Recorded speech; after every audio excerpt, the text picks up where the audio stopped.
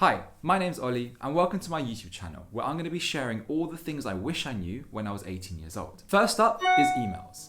So in life, you're going to send tens of thousands, if not hundreds of thousands of emails. And chances are you're going to want people to reply to those emails. But the reality is that you're often not people's priority. So a lot of people just aren't going to respond to your emails. People are busy, you're just not their priority, and people have just got stuff going on. And after you send a lot of emails and you get ghosted, it can be a little bit jarring. So this video's purpose is to help you with one particular hack I learned from an ex-FBI hostage negotiator to radically increase your chance of having people respond to your email. And this can have really high returns on investment. So if you're a student, it will increase your chances of a professor responding to you or a subject for your study. If you're working in sales or partnerships and want potential clients to respond to you, or if you're looking for a job and you want your dream recruiter to respond to you, this can be a really, really useful technique, and it's super simple. So in his book, Never Split the Difference, Voss, an ex-FBI hostage negotiator, talks about this hack, and it's called getting to the no. So what do I mean by that? Often we ask something like, are you interested in scheduling a call next week, or would you like to move forward with this project? And although this feels counterintuitive, often saying yes doesn't really mean yes. When I say yes to something, it makes me feel obliged to do something, and everyone else as well. And us being the lazy human beings we are, we don't really want to commit to things in general because it's a lot of effort. So when we ask a question that gets people to say yes, it's not the best way to get them to respond or respond authentically. So here's the hack. Write an email that makes it really easy for someone to say no instead of yes. What do I mean by that? When you get someone to say no, it makes them feel in control. And as human beings, we want control.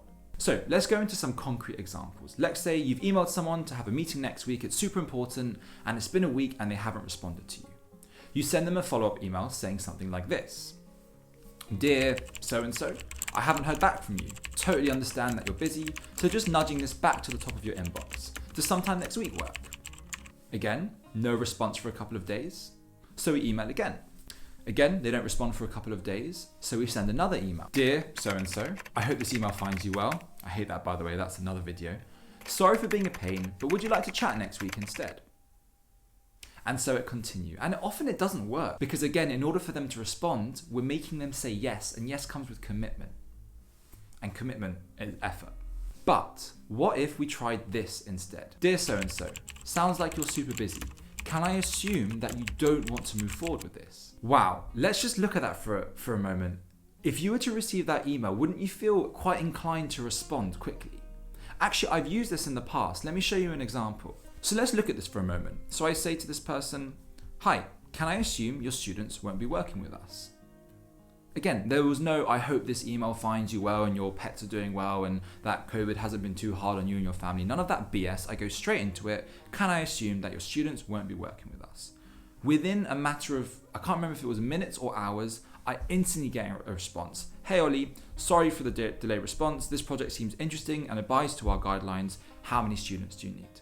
That is a concrete example, one of dozens of examples where after weeks of being blanked, I quickly get a response because I'm going for the no and not the yes. And the no gives people that sense of control rather than yes, which makes people feel like some form of commitment. The other good thing about this is that it also gives people a chance to say no in a way that's authentic to them. So rather than them saying yes and feeling obliged to follow through, they could respond with something like, hey Ollie, yeah, thanks, you're right. I've got a lot going on right now and this isn't my priority.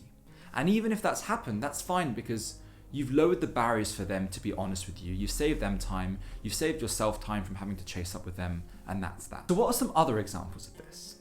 Well, for example, instead of saying to someone, have you got a few minutes to chat? You might want to say, is now a bad time to talk? You'd be shocked how often people say, actually no, now's not a bad time to talk, what's up? Whereas if you'd have said, do you have time to chat? They would probably say, no, I don't have time to chat, I'm really busy. One thing that Voss, the man himself, the ex-head of FBI hostage negotiations, recommends is, have you given up on this project? Now, that would replace something like, are you still interested in moving forward? For me personally, that's a little bit too intense. Like I wouldn't feel authentic or comfortable writing something like that to assume that they've kind of given up. But if that's your vibe, absolutely go for it. He's got some studies showing that it I don't know, triples or quadruples or something the response rate. So that's it. One psychological hack to radically increase the probability that people respond to your emails quickly and authentically. And again, given the number of emails you're going to be sending over your lifetime, the number of things that you need to get done, this is a highly leveraged skill that compounds over time. Remember to hit subscribe. Good luck and goodbye.